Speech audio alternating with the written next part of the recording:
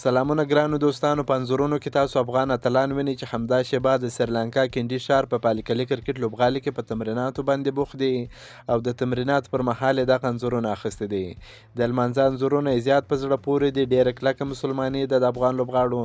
د نړۍ په هر میدان کې دوی خپل منځونه کوي او د لمانځه پر مهال انځورونه ډېر زیات په زړه پورې دي. ماته یې ډېر زیات خوند راکوي، ځکه مې ستاسو سره شریک کړل.